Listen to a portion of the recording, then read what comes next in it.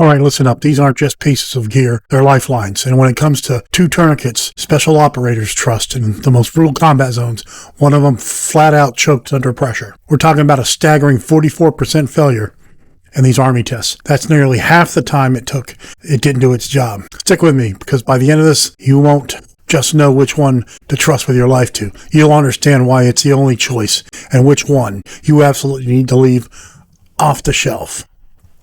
Hi, I'm Suburban Prepper. I served as a flight medic for the 160th Special Operations Aviation Regiment for years. I've seen firsthand the difference a few seconds and a reliable piece of equipment can make when lives are on the line. Today we're cutting through the noise and the BS and diving deep into the real-world performance of a CAT Combat Application Tourniquet Gen 7 and a SOFTT wide tourniquet. In the next few minutes, we'll break down everything: application, speed, under duress, how discreetly they ride on your person and everyday carry, and more critically, their proven reliability in stopping catastrophic blood loss. We'll crown a single winner for your everyday carry, because when it comes to saving a life, there's no room for second best. Let's go. Speed. Our first crucial test is pure, raw speed. Self-application under stress. Imagine the worst case scenario. You're injured, your adrenaline is surging, and every single second counts. In a pivotal 2021 study, the Army medics fresh out of school with their skill sharp and muscle memory primed averaged a lightning fast 37.8 seconds with the CAT Generation 7. Now that's impressive. Now put that against a SOFTT wide in the exact same scenario with the exact same skill level. The SOFTT tourniquet clocked in at a sluggish 63.07 seconds. That's a massive 25-second gap. Think about that for a moment. 25 seconds can be the difference between staying conscious and slipping into that forever sleep. It's a difference between being able to fight or bleeding out on the desert. So why such a stark difference? It comes down to design. The CAT's genius lies in its simplicity. An open buckle combined with continuous Velcro. This design lets you yank the strap tight, stick the Velcro down, and twist the windlass in one fluid, intuitive motion. You can do it even with one hand, or believe it or not, upside down in a cramped space.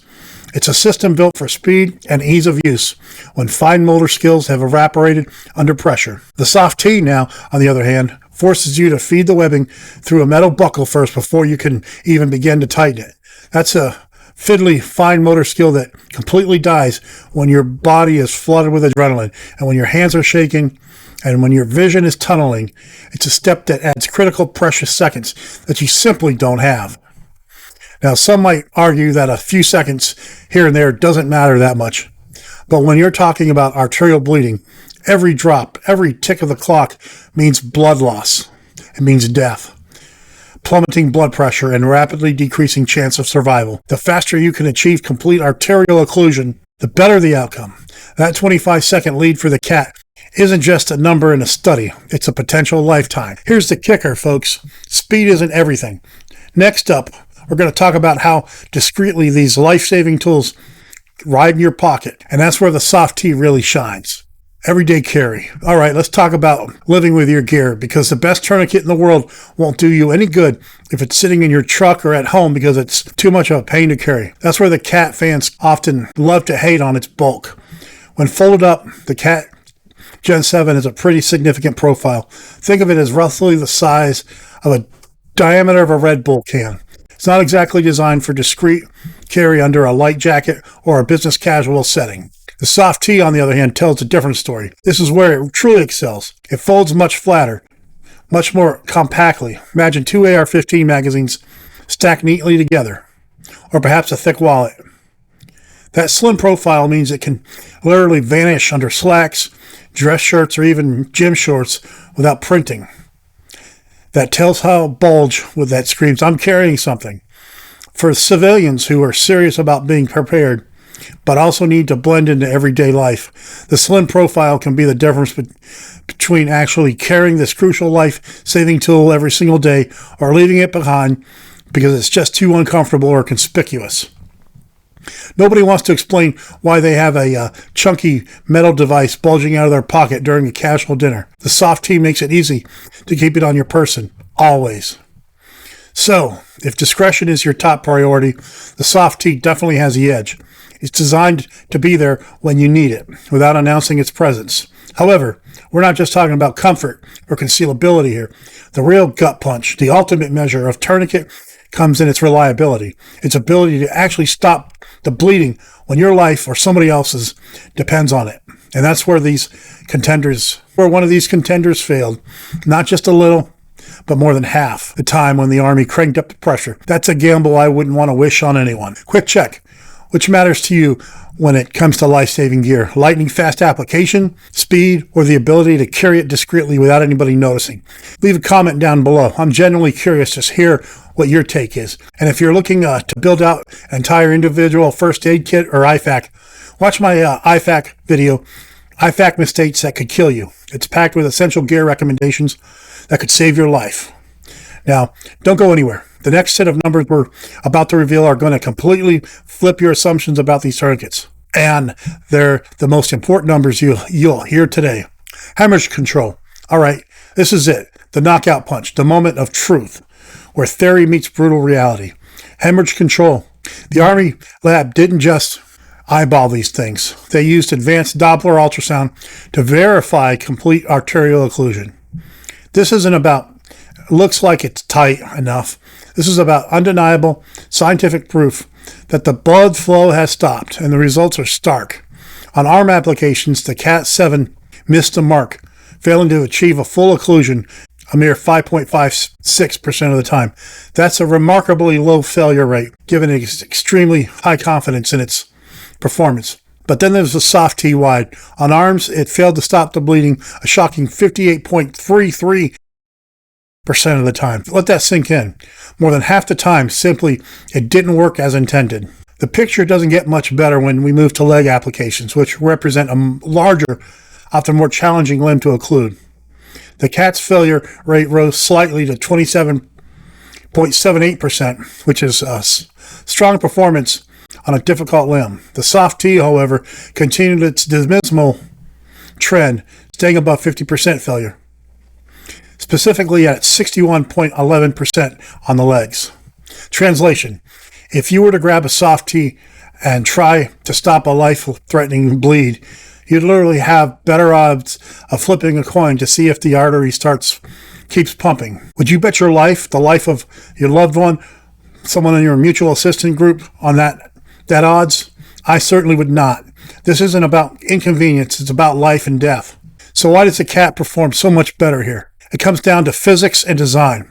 The Cat's wider strap, approximately 1.5 inches along its robust windlass, delivers significantly higher occlusive pressure, around 390 millimeters of mercury in general use, and some studies show even higher at 409 millimeters of mercury. This is a critical, effectively compressing the artery and stopping the blood. The SOFTT, while having a wide strap in its wide version and a durable metal windlass, generally achieves lower pressures around 310 millimeters mercury. The difference in pressure combined with the Cat's more efficient application mechanism translate into faster, surer stops. Now, to be fair, dedicated SOFTT fans often point to a legitimate concern with the Cat, its Velcro closure system. They argue, and rightly so, that the Velcro can get clogged with Afghan moon dust, mud in the Midwest mud, dirt, lint, hair, even ice and snow, potentially compromising its grip and effectiveness. This is a valid point, and under extreme circumstances, it can indeed be a problem. The SOFTT, with all its metal buckle and securing system, is designed to perform reliably even when it's soiled, muddy, frozen, or wet, which is a significant advantage in harsh environments where Velcro might fail. That ruggedness is definitely a plus. However, the question you have to ask yourself is this: which is the greater risk? A Velcro system that might get compromised by debris, or a device that consistently fails to stop bleeding more than half the time, regardless of the environment? For me, I think the answer is clear. Whichever you choose, remember this: gear is the only part of the equation. Training is the ultimate force multiplier. Let's talk about simple drills you can run tonight to ensure you're always ready. Let's put on the scoreboard. Plain and simple. The Cat 7 decisively wins on both application speed and, most critically, hemorrhage control. reliability. It's the clear front runner for consistently stopping severe bleeding. The SOFTT wide, while it does offer superior concealability and ruggedness in its all-metal construction, simply cannot compete with the cat's proven effectiveness in these Army tests. It's a trade-off. But for me, reliability and life or death situation trumps discretion every single time. So your mission, should you choose to accept it, is twofold. First, pick the tourniquet that aligns with your primary needs, but please prioritize stopping the bleed. Second, and this is non-negotiable, to train with it. Train until you can wrap it around your arm or leg blindfolded in under 30 seconds, because skill honed with thorough repetition is what truly saves lives. Be sure to watch my video, 5 Tourniquet Mistakes That Kill Preppers, and avoid an untimely demise.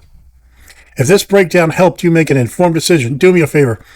Now it's time to smash that like button, hit subscribe for no nonsense prepping and survival advice, and grab a genuine non-knockoff tourniquet through Amazon and eBay. Links described below.